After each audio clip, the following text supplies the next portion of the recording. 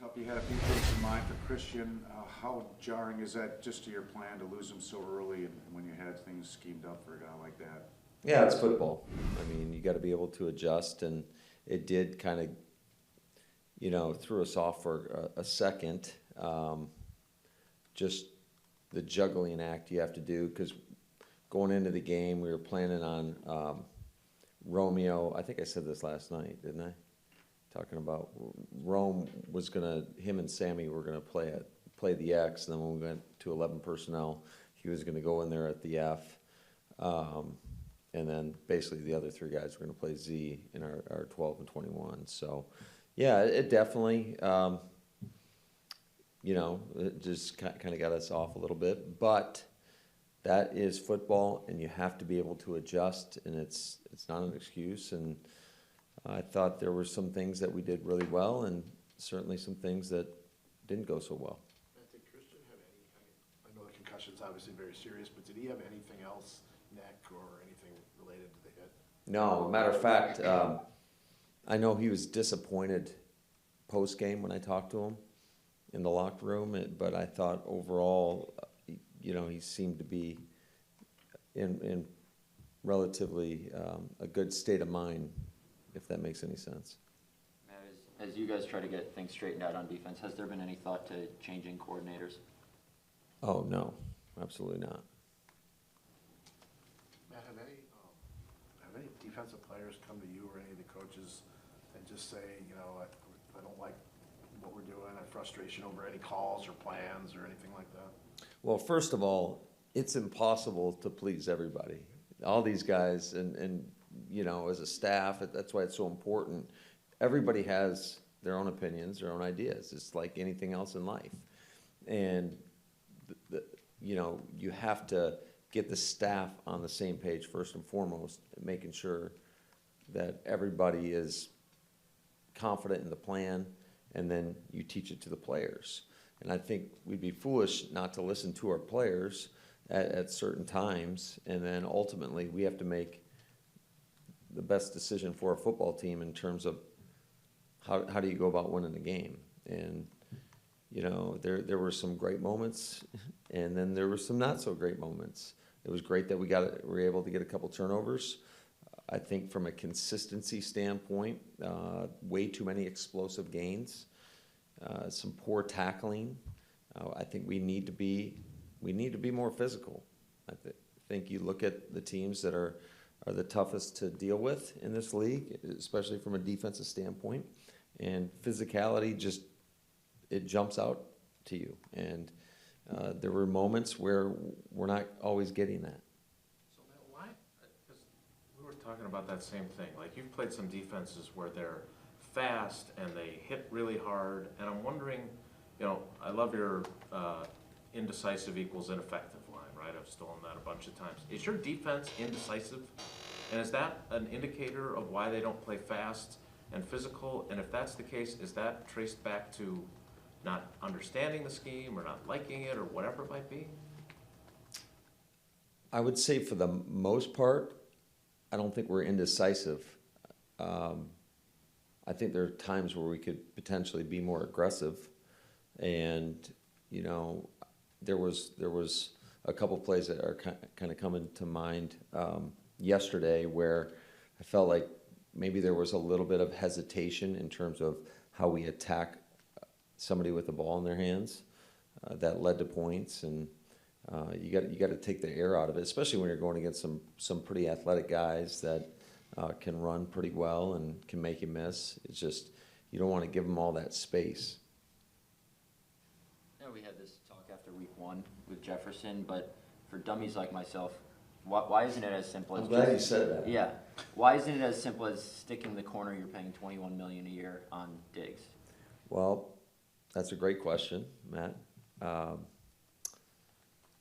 So the challenge is when you're playing a quarterback that has the ability to scramble like Josh Allen, do you want to be caught in man coverage? So now everybody's back is to the quarterback, and they don't have vision on him. And we already saw what he did to us yesterday. I think he had, 6 scrambles for 49 yards or whatever it was. 3rd and 14, we give up a 20-yard scramble or 21-yard scramble. So that is typically the case. It's hard to play man coverage. Not to say that you can't dabble in that area, but I think Buffalo does, first of all, a nice job of moving Diggs around. But if you're not going to commit to a man game, it's hard to have them just follow them all over the place. Because now you can do that, but just understand that if you call a zoning defense, whether it's quarters or a form of cover 2 or 3 deep, now you're just getting people in non-normal positions, and it's hard to get the details taught to the level of, especially when you're playing an explosive offense like we were. So, fair question. I don't think that's the way you want to attack Buffalo. Not with that quarterback. That quarterback is way too dynamic, made way too many plays with his legs getting out of the pocket. Should he have cooked for, was it 40-yard gain or whatever it was on a scramble where he got loose? We knew going into the game that the rush lanes were going to be absolutely imperative, that we maintain and bottle them up within the pocket, and that was the emphasis, and he still was able to get outside. So that's disappointing, obviously. There were a couple times where I thought we just got outran around the corner, and there was certainly some instances where there was a little bit too much space inside. So, that's, you got to give him credit too. He's a damn good one. Hey, Matt, going back to Matt's earlier question about the coordinator. So I think I've heard how many first-round picks you have on defense more than I've heard the stat about how many touchdowns Rodgers has thrown to first-round picks, right? That's the new stat that everybody brings up about your defense, all the talent and all the investments you've made. So if it's not the coordinator and it's not the scheme, so why is that not I understand it's hard to play defense in this league, and they stack the deck against them. But with the expectations everyone, probably even on the staff, had for that group, are they anywhere close to what you were expecting them to be, and how do you get them there after the way the first 8 games have gone? I think that as a whole, as a team, we have to play better complementary football, and then we might not be having this conversation. And I don't think it hasn't been consistent at all. It's like, one side is doing it, the other side isn't. You got to play complementary football and understand that there's going to be some moments where one side of the ball may be struggling. That's where the other side of the ball has to kind of pick it up. And that was again, that was a really good offense. Not to take or make any excuses for our defense. Certainly, there's a lot of things that have to get better, namely the tackling. When you have guys in the hole, a 2-yard run turns into a 20-some-yard run. So that cannot happen. How much are you involved in the defensive scheming and the defensive game plan going into a week typically? Well, I think it just depends on the week, but certainly we have those discussions. But to sit there and say that I'm investing all my time on that side of the ball would not be accurate. I think the responsibility, and this is where you have to pick and choose where do you invest your time. I think for us, being the play caller, it's better for myself to spend most of the time with the offense. That's just the way it is, and I think that goes for anybody that's a play caller in this league that also has that role of the head coach. And same with the defensive play callers. I'm sure, and I don't know how they do it in Buffalo or whatever, but Sean traditionally is the defensive coach. I'm sure he's spending a little bit more time with the defensive staff. And that's just, although he's not calling the plays, so it's a little bit easier to, I would say, divide your time accordingly. But I think that, like I met with those guys this morning going over the tape and talking about just the areas that we need to improve upon and giving it to them from more of an offensive perspective, an offensive lens. And we always we constantly have those conversations. After the tackling, Darnell Savage in the box, missed one, clean. Didn't look like he gave much of an effort on that one. Allen scrambled down to the one. I mean, is the guy just not in position to finish, not finishing well enough? going on with Savage? Yeah, I think, you know, he's gotta be better in those situations. We need him to, as a safety, you gotta clean it up. And, you know, that's something that we're definitely gonna address and, you know, but Darnell knows it too. I mean, everybody can see it, so it's just, we gotta be a little bit better and we gotta do a better job of drilling it and putting that emphasis in that area, because it hasn't been up to the standard that we expect. Matt, what's the early feeling on De'Vondre? Day to day, week to week? How serious? It's a great question. I don't think it's long-term, but whether or not he'll be available for this week, I'd say it's kind of up in the air. Hey, man, we've heard defensive guys say during the week, you know, I really like the game plan, I like what we've done. How much of it just is you can't get to during the game, like from what you install to on Sundays? Is there a lot that you're just not getting to on the defensive side? No, I think it's all situationally based. Some of the guys might like some of the calls on third down better than the ones on first and second down, but if you don't get to third down, then you don't have a chance to rep it. So, you know, just looking through kind of, you know, like we go 3 and out to start the game, and we have an opportunity to potentially pick off a ball, and then they go on a nice drive in the second, on the second drive, and we have them at 3rd and 14, and he scrambles for 20 yards, and they end up scoring a touchdown. When you have an offense, an opposing offense, in a situation like that, you've got to come through. You've got to execute. You can't let the quarterback get out of the pocket, especially one of the caliber of Josh Allen. Matt, you're on the verge of getting through a press conference without being asked, why didn't you run the ball more, or why didn't you get the ball there and Jones more? When you have a game like you had to play like yesterday, is it kind of like when you were calling plays for Derrick Henry, and how hard is it to be in a situation like that where you're down receivers, you know you have to do that, and then you're playing from behind, and yet you're still having to stick with it because it's your best option? Yeah, I think you got to do whatever you think is going to help move the football. I thought we were moving the football effectively, and we got to finish a little bit better. We had 2 turnover on downs. You know, obviously the first drive, a 4th and 3, and credit to Buffalo, they played man coverage and kind of gloved us across the board, and they got a really good pass rush on us. And we tried to throw the ball a little bit more earlier in the game, and it just felt like, for the most part, the pocket was just kind of collapsing on us. And as the game wore on, I thought our guys kind of they did do a better job of protecting Aaron. I thought Aaron's ability to move in the pocket was able to create and extend some big plays and shoot. The touchdown pass to Torrey was a great example of that.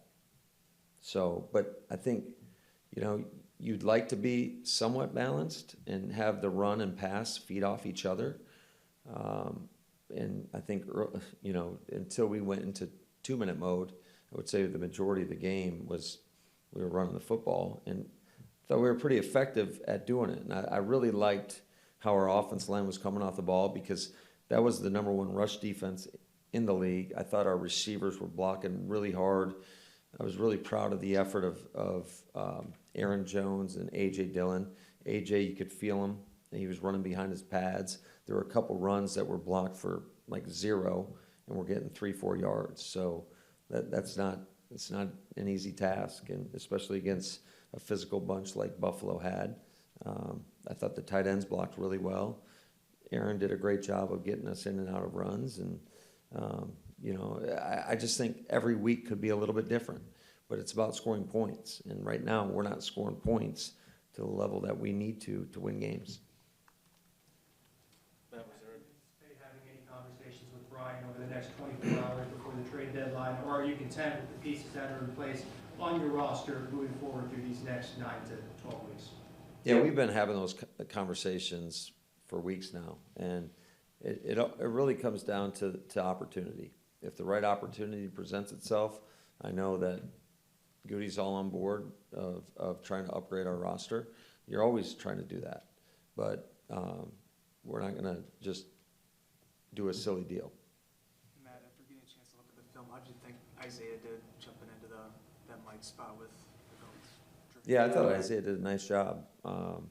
There was the one play where Josh was able to get out of a sack.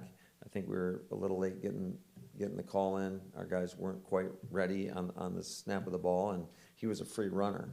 But I thought all in all, he handled himself well. He played with great effort. He always does. He always plays with great urgency, great effort. You can feel him. He's physical on the football field, not only on defense, but on teams as well. Did you guys talk leading into the game about promoting Travis from the practice squad, or maybe signing Juwan just to give you some different options at receiver, or did you feel pretty good about the way you were headed instead? Well, those are always discussions every week, because I think both those guys have done a nice job for us. Certainly, they did an awesome job on scout team last week, or on the show team, giving the defense great looks. But I felt like we felt confident with just a little bit of the growth of the young guys. Getting Christian back was going to be big for us. And, but each week could have a different look to it. What'd you see from Sammy? I mean, he was only targeted once. He had one catch for 3 yards in a game where it felt like you needed him to do more. I don't know, maybe he didn't have opportunities, but what did you see when you watched the tape?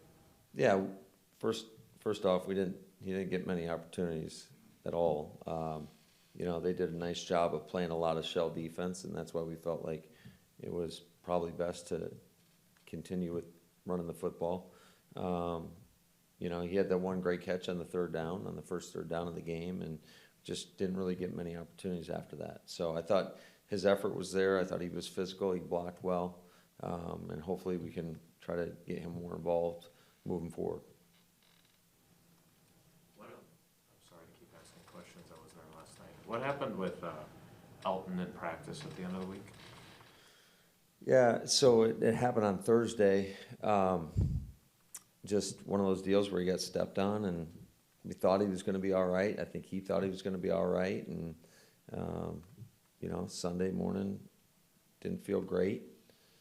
Took him out in pregame, worked him out, and just it was one of those deals where he was having pain in a certain area, and it just didn't feel like it was worth the risk. So at no point do you think, God dang it, what's next? Yeah, it's just one of those deals, man. You roll. It's no different than if something happens in game. You don't even have time to think about it in game. You just make the adjustment and you go. So we've gotten pretty good at that, although we're not getting, obviously, the results we want. Is Chris Barnes at all ready to get back there? With De'Vondre out, he could maybe help you this week? Yeah, potentially. We'll see where he's at, and I know when the timing's right, he'll be ready to go.